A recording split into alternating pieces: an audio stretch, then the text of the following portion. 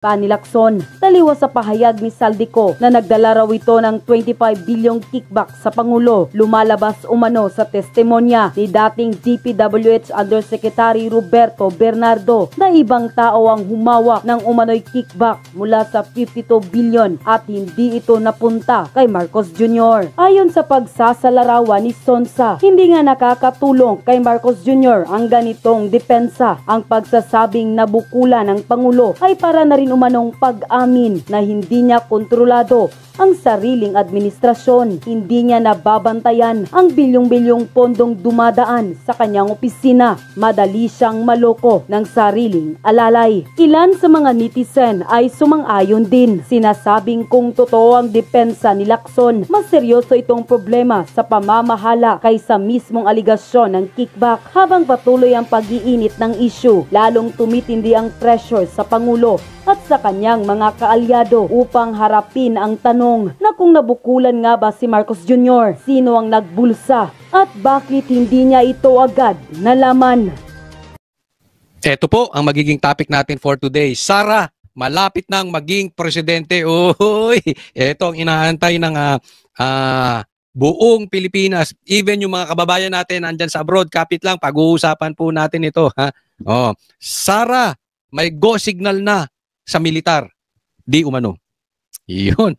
Pangatlo, Pinky, may video ng kababuyan. O, ito na. Alam mo na yan, si Pinky. Ikaw nang bahala. Mamaya, pag-usapan din natin yan.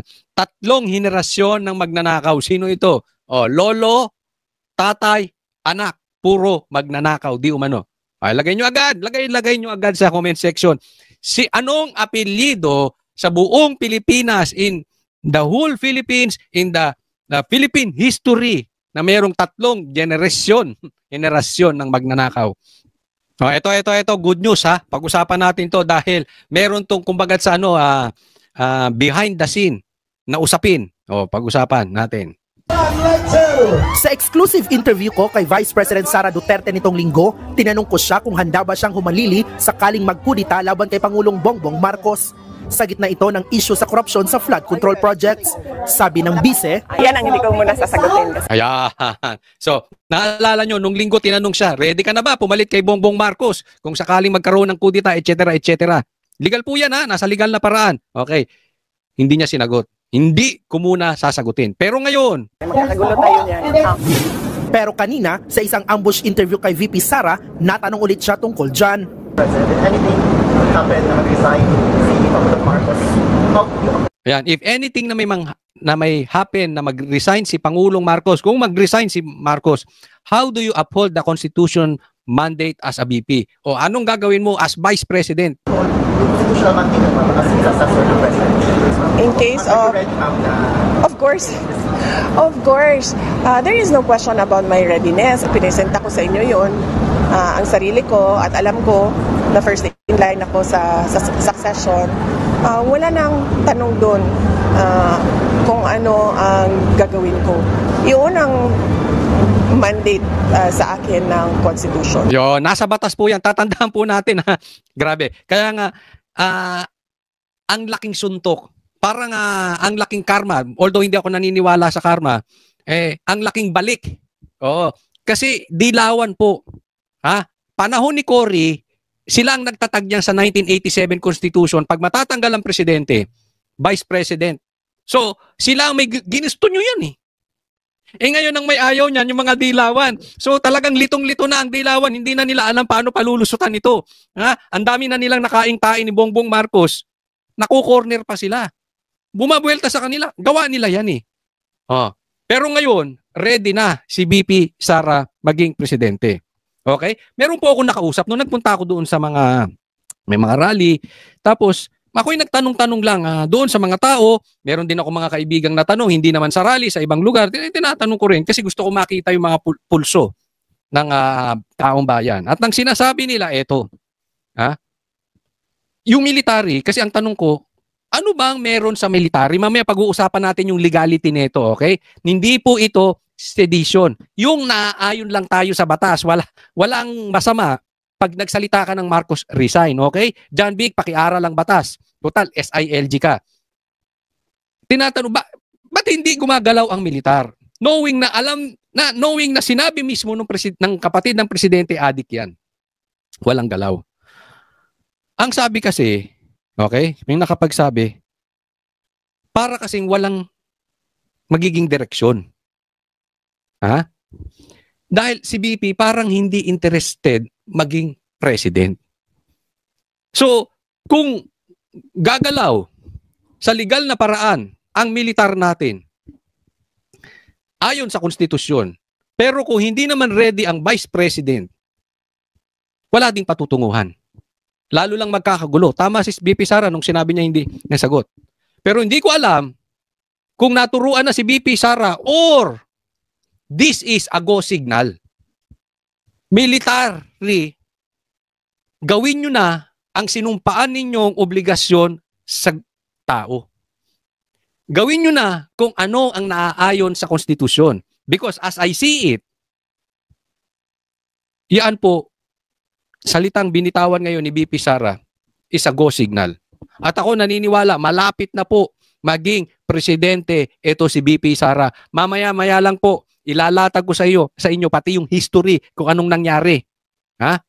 Kasi yung nangyayari ngayon, this is just history repeating itself. Ano ang papel ng militar at ano ang batas patungkol dito? Mamaya po papag-usapan natin. Dito muna tayo kay BP Sara. Alam kong excited na kayo, pero ibaamoy ko eh. Mukhang talagang mukhang Merry ang Christmas. Uy! Kung hindi man Merry ang Christmas, ay sa Valentine's. Ay, ayos na. Wala nang malulunod sa baha. Wala nang mamamatay dahil sa droga. Oo, tingnan natin, okay? At alam ko yun, nung ako ay tumakbo. At binoto ninyo ako as Vice President, knowing that I am the first in line. Nauna nang pinabulaanan ng bise ang anumang impormasyong nagdadawit sa kanya sa destabilisasyon laban sa administrasyon. Ang pag-ugong ng umano'y kudita ay sa gitna ng isyu sa korupsyon sa gobyerno.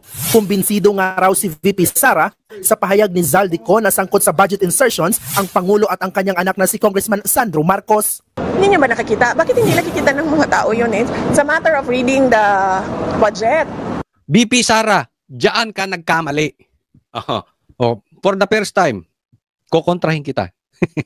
Mali ka dyan. Hindi nakikita ng tao. Kitang-kita na ng tao. Kaya lang, yung maiingay nasa posisyon. Siyempre, may pera dun eh. Di ba? Yung maiingay, yung iba nasa Senado. Naging noon time show yung Senado. Yung investigasyon nitong ICI. Di ba? Money talks.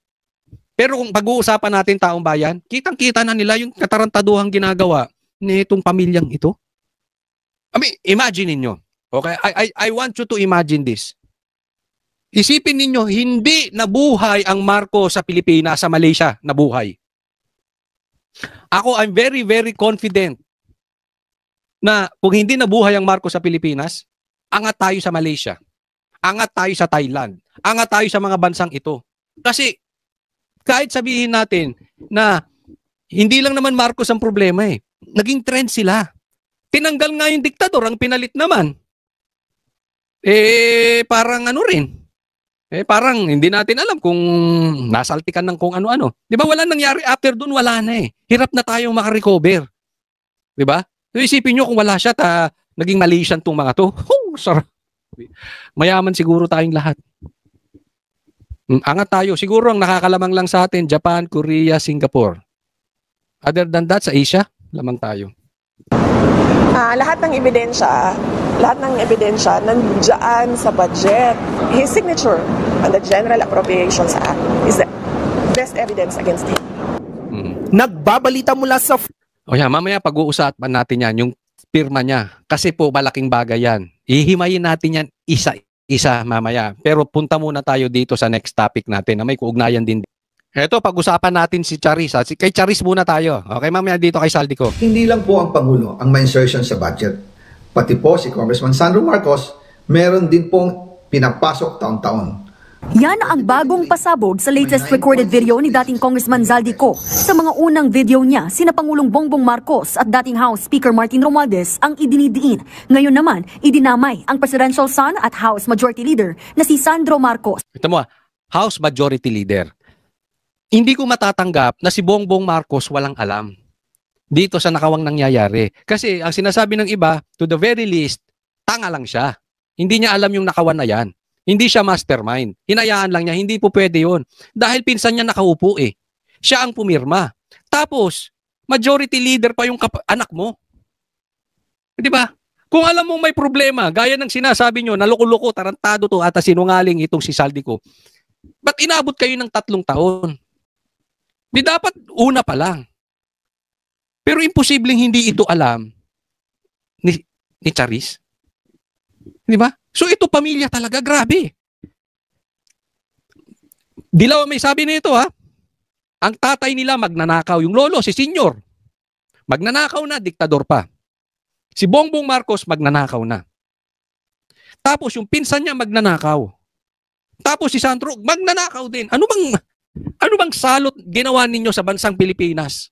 Kayong pamilya kayo. Ano ba talaga naiambag nyo sa Pilipinas? Tayo bang mga Pilipino, hindi pa ba tayo magigising?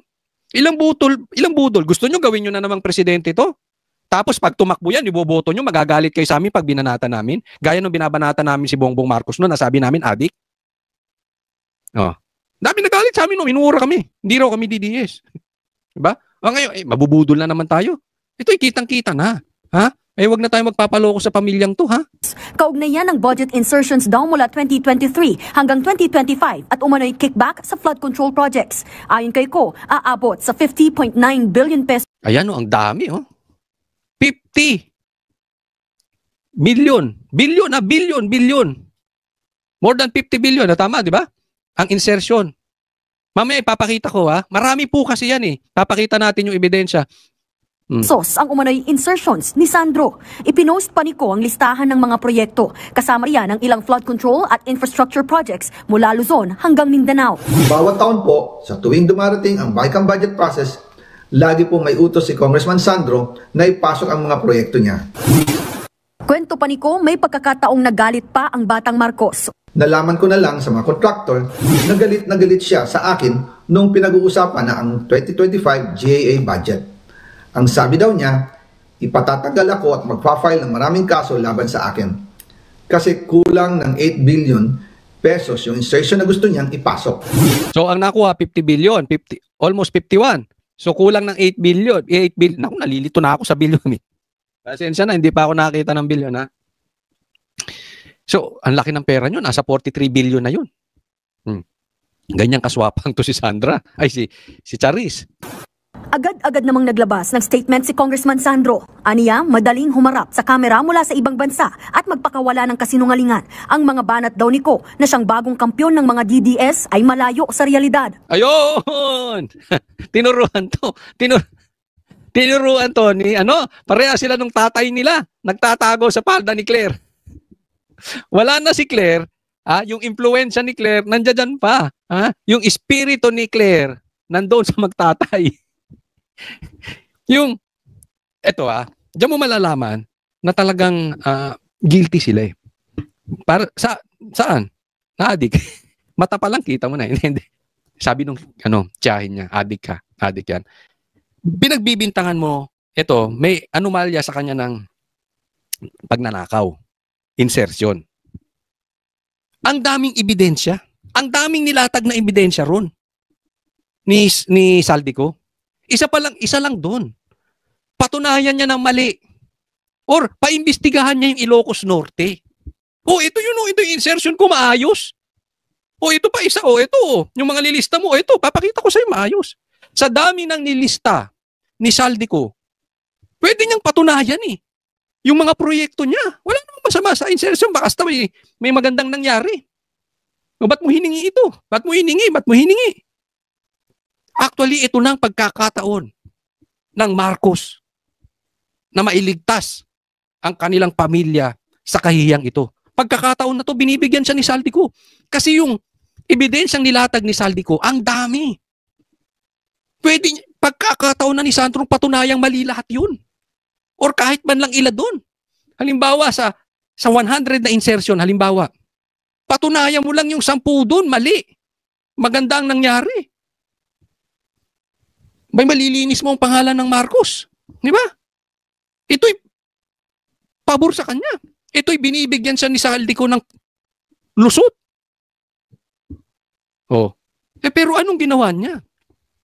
Ang dami niyang pwedeng ipakitang ebidensya. Sinisi nila yung DDS. Pambihira kayo. Ikaw ang nagnakaw eh. Bakit ako pagbibintangan mo? Bakit kaming mga DDS may isang maleta wala kaming nakuha? Buti sana kung may nakuha kaming kahit kalahating maleta lang eh. Oh. Pambihira. Kayong nagpakasasa sa pera. Kasalanan namin. Ang gago. Adik ka sa bagay. Adik ka talaga. Di ba, sa dami. Super detailed. Mahirap yung ginawa ni Saldicong yun. Kasi detalyado.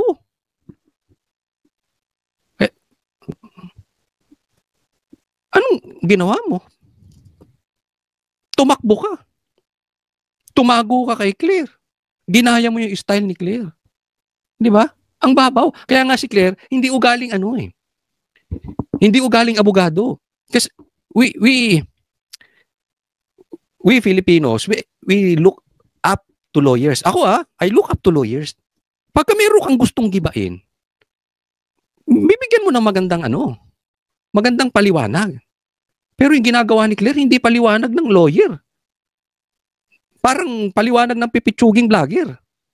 I mean, bato sa DDS. Kasi pwedeng ganun eh. Di ba? Halimbawa, magnakaw ako na magnakaw. Tapos ibintang ko kay sa mga dilawan. Easy, di ba? Ito sinasabi niya, nandoon siya eh. O clear na clear, pareha sila nung tatay nila. Yun din na sila. Andyan yun, hindi kayo hindi ka umuwi dito. Ito sasabihin ko sa inyo. Kung gusto nyong pauwiin, kaya nyo. Napauwi nyo nga si Tebes eh. Di ba? Nakidnap nyo nga yung tatay ni BP Sara palabas eh. Ayaw nyo lang talagang umuwi dito si Sandro. Because, kung gusto nyo, kaya nyo. O di pauwiin nyo. Sana raw ay maalala ng publiko na walang kredibilidad si Zaldico. Malinaw daw ang kanyang interes na maglabas ng mga video para pabagsakin ang gobyerno. Ito rin daw ang taong alam mismo ng ating mga kababayan na arkitekto ng gulong ito, pero ngayon ay iniinsulto pa ang publiko sa paulit-ulit na linyang wala siyang nakuha. Ito kayo mga Marcos ang nag-iinsulto sa Pilipino.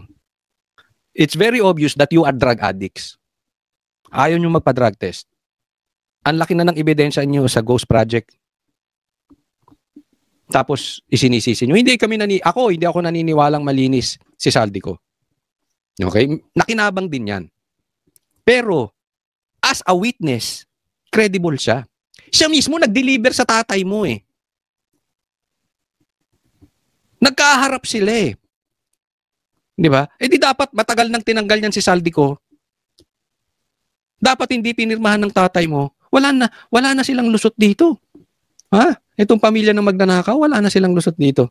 Ang tanging landas daw na nakikita ni Ko para sa sarili ay maghasik ng gulo sa politika sa pag-asang makaligtas sa sariling kaso. Gusto niyang pabagsakin ang kasalukuyang administrasyon para maabsuelto sa kanyang mga krimen. Ipinunto rin ni Sandro ang pagkakatanggal ni Ko bilang Appropriations Committee Chairman. Matatanda ang si Sandro pa ang nagmosyon noon na alisin si Ko. Hindi, pinatunayan mo lang may galit ka kay Zaldico. Diba? Dahil kulang yung binigay niya. Why it took you 3 years to do that?